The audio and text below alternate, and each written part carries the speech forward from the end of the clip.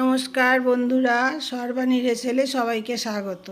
আশা করি তোমরা সকলেই ভালো আছো।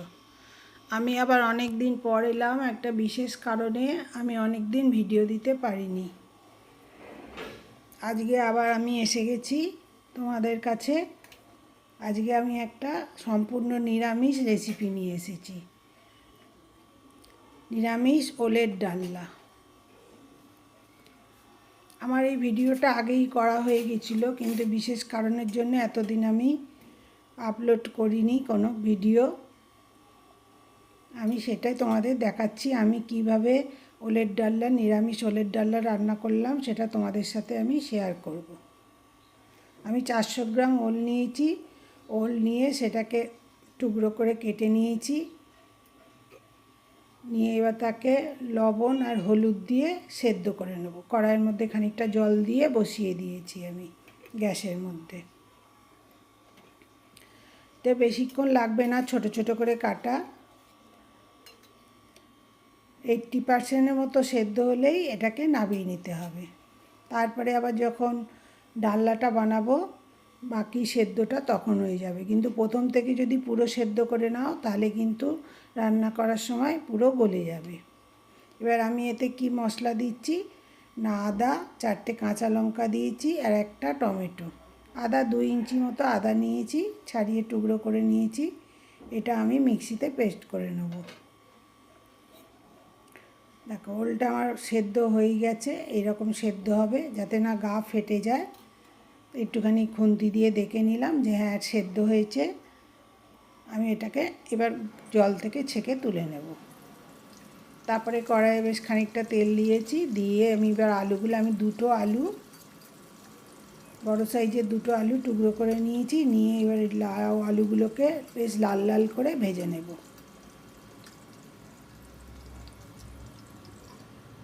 এরম ওলের ডালনা করলে ভাত রুটি 2 রকমের সাথেই খাওয়া যায় এবং খেতে খুবই অপূর্ব লাগে। আলুগুলো ভাজা হয়ে গেল। এবার আমি আলুগুলো তুলে নিয়ে এই তেলের মধ্যেই আমি ফোড়ন দেব। এবার তেলটা আর একটু বেশি ইচ্ছে হলে দিতে পারো। আমি কিন্তু এইটুকুনি যা তেল আছে কড়ার মধ্যে সেই তার মধ্যেই ফোড়ন দিলাম, আর এক্সট্রা তেল দিলাম না। একটা তেজপাতা, একটা শুকনো লঙ্কা আর একটু গরম মশলা দিয়েছি, ছোটো এলাচ 2টো, দারচিনি আর লবঙ্গ, আর একটু সাদা জিরে দিয়ে দিলাম। দিয়ে মশলাটাকে এবার একটু ভাজা ভাজা করে নেব। করে নিয়ে তারপরে যে মশলাটা বেটে রাখলাম, টমেটো, আদা আর কাঁচা লঙ্কা, সেই বাটনাটা এর মধ্যে আমি দিয়ে দেবো। তোমরা তো জানোই আমি সব কিছু মিক্সিতেই বাটি। আমার শিল ব্যবহার করার অসুবিধা আছে, আমার শারীরিক অসুবিধা আছে, ওই জন্য আমি শিলে বাটনা বাটতে পারি না। এবার শুকনো উপকরণ যেগুলো দেবো সেগুলো আমি 2 চামচে টক দই নিয়ে নিয়েছি, তার মধ্যে আমি দিয়ে দিচ্ছি। বেসিক মশলা যা আর কি সবসময় আমরা ব্যবহার করি সেই রকম। হলুদ গুঁড়ো নিলাম 1/2 চামচ, লঙ্কা গুঁড়ো নিয়েছি 1/2 চামচ, 1 চামচ ধনে গুঁড়ো, 1 চামচ জিরে গুঁড়ো আর 1 চামচ কাশ্মীরি লঙ্কা গুঁড়ো। যাতে রঙটা খুব ভালো আসে তার জন্যে কাশ্মীরি লঙ্কা গুঁড়ো দিলাম। দিয়ে এবার দইয়ের সাথে শুকনো মশলাগুলো ভালো করে মিশিয়ে নেব। নিয়ে ওর মধ্যে দেবো। তাহলে কী হবে, দইটা ফেটে যাওয়ারও ভয় থাকবে না এবং মশলাগুলোও পুড়ে যাওয়ার ভয় থাকবে না। ওই জন্যে আমি একসাথে মিশিয়ে নিয়েছি। এবার আদা বাটা, টমেটো থেকে তেল ছেড়ে গেছে, ওই জন্যে আমি ওর মধ্যে এবার বাকি মশলাটা, দইয়ের সাথে মিশ্রণের মশলাটা ওর মধ্যে দিয়ে দিলাম। এটা এবার ভালো করে কষিয়ে নেবো আমি।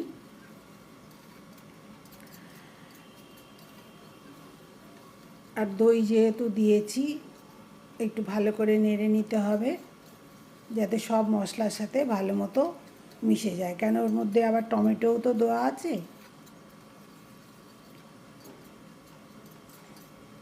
দেখো মশলাটা বেশ ভালো মতো হয়েছে। দেখো তেলও ভেসে উঠছে। এবার আমি স্বাদ মতো লবণটা দিয়ে দিলাম। আর একটু চিনি তো দিতেই হবে, 1 চামচে চিনি দিলাম, কেন এমনি নিরামিষ তরকারি। তারপরে টমেটো দিয়েছি, টক দই দিয়েছি, সব কিছু ব্যালেন্স হওয়ার জন্য একটু মিষ্টি দিলাম। এবার যারা পছন্দ করে না তারা নাও দিতে পারে, কিন্তু দিলে টেস্টটা ভালো আসবে। এবার আলুগুলো দিয়ে ভালো করে কষিয়ে নিচ্ছি, নিয়ে আমি এক মুঠো লাল ছোলা, ভেজানো লাল ছোলা ওর মধ্যে দিয়ে দিলাম।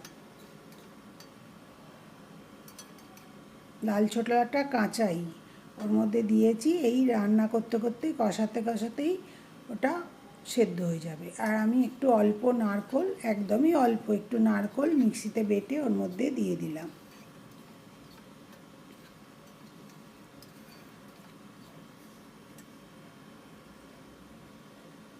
দিয়ে এবার যেগুলো ওলটা সেদ্ধ করা রয়েছে ওলটা ওর মধ্যে দিয়ে এবার এটাকে ভালো করে কষিয়ে নিতে হবে। আর ভালো করে নাড়তে হবে যাতে না নিচে আটকে যায়। এবার পুড়ে গেলে কিন্তু তরকারিটা খারাপ হয়ে যাবে, খেতে ভালো লাগবে না। যে বেশ শুকনো শুকনো হয়েছে, মশলাটা একদম আলু আর ওলকপির সাথে একদম মিশে গেছে।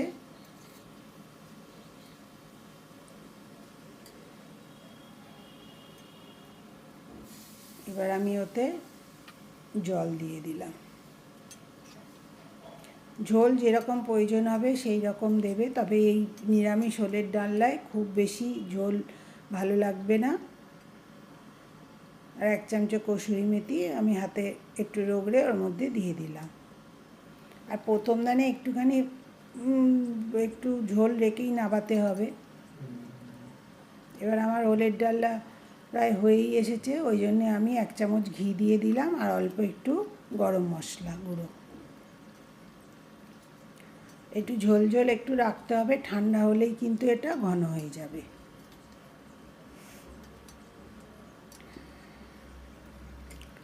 দেখতে পেলে আমি কিভাবে ওলের ডালনা রান্না করি, এটা তোমাদের সাথে আমি শেয়ার করলাম। আর আমার ভিডিও যদি তোমাদের ভালো লাগে একটু লাইক শেয়ার কমেন্ট করো। আর নতুন বন্ধু যদি এসে থাকো আমার চ্যানেলটা প্লিজ সাবস্ক্রাইব করে দিও, আর পাশের বেল আইকনটা টিপে দিও যাতে আমি নতুন ভিডিও দিলে তোমাদের কাছে নোটিফিকেশান চলে যায়। আর ফেসবুক থেকে দেখলে একটু লাইক ফলো করো। আর সকল বন্ধু আমার সাথে থেকো, তোমরা সাথে থাকলে আমার পথ চলার সুবিধে হবে। আমাকে একটু এগিয়ে যাওয়ার জন্যে তোমরা আমাকে সাহায্য করো।